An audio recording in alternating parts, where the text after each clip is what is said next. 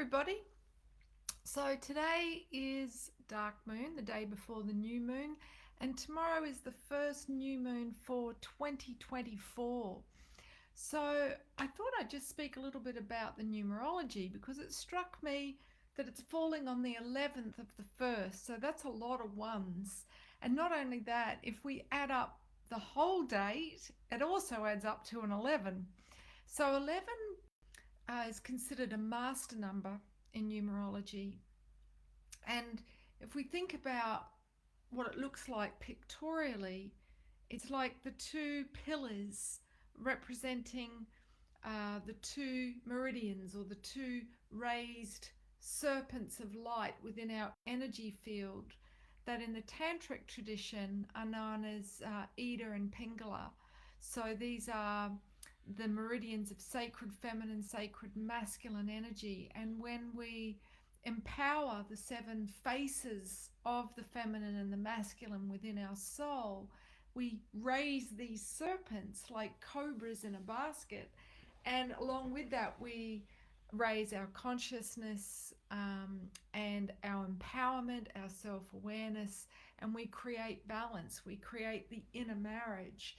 So I see that as a theme, not just for this month, but also for the year ahead, given that this is the first new moon for this calendar year. So, one, which 11 is made up of, if we're looking at it, pictorially, and the way we work it out, you just visualize an addition sign between each digit and you add them up and then reduce it down to a single digit. So, one is about creativity and confidence. In other words, the more that we channel our life force, the more confident we feel. Okay, it's like the more riches that we find within us and express them, the more we can see who we are inside and appreciate the light that is within us, that being our divine spark, our connection to source, our creative energy.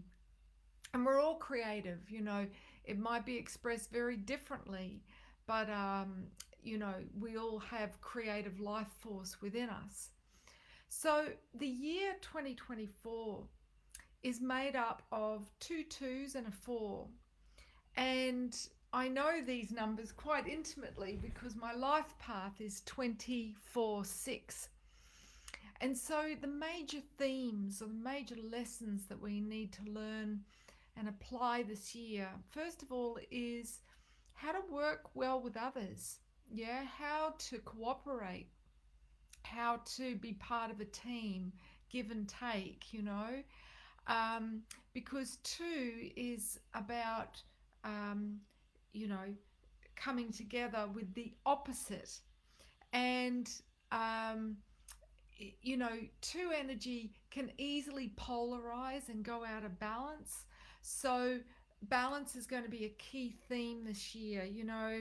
I just ate a lot of cheese and bread and drank wine for 2 weeks in France over Christmas and New Year's. So now I'm doing a complete cleanse. So already I'm feeling that, right, we've got to bring the balance back. So you might be feeling that as well, that this year is really asking us, if we want to create strong foundations, which is what the four is about, then we need to be balanced. Yeah, we can't create something of lasting value, which is the theme of new moon in Capricorn tomorrow. This is about us building our long term goals, and we can't do that if we aren't personally balanced. So it's an auspicious time to start something new this week, especially tomorrow. I know I'm going to be registering my show for the Edinburgh Festival to harness the energy of that date of 11 of the 11th of the 1st, which also adds up to an 11, and it being the number of creativity. So if you're thinking, what are you talking about, Tanishka? Stay tuned. Tickets will go on sale in February and I'll give you more info. but I'm very excited to share it with you. It's yeah, a psychedelic journey to um, what would you say, transcend the seven universal fears that keep us trapped in a soul cage. So if we add up to the numbers 2024, we get an 8. Now, 8 is the number of abundance, the number of power. And that's not necessarily, worldly power, but rather true power, the power of the infinite. Because the number 8, if we put it on its side, it's the infinity sign. This is how energy moves.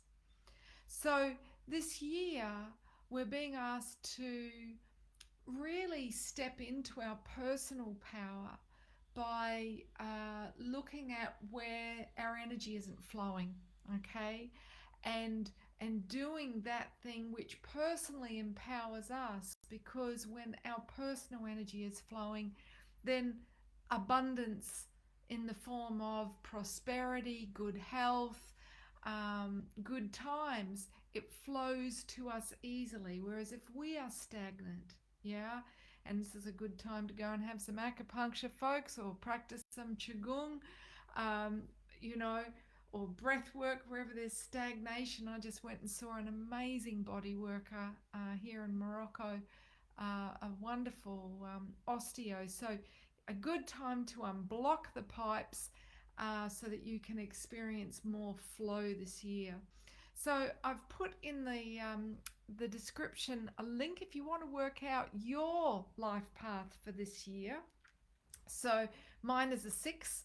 So it's not just my life path, but it's my number for this year, which is the number of the visionary, the number of harmony, the number of family, and the shadow is perfectionism. So click the link if you want to see how to work out your life number for the year. And my favorite numerology book, if you haven't come across it already, is called The Life You Were Born to Live by Dan Millman. Highly recommend it. And it shows you, you know, the universal laws that most apply to your life path, as well as giving you a thumbnail of, what you're like when you're working in the positive or the negative, and your specific lessons both in love, career, and health. So it's really helpful to also look up the numbers of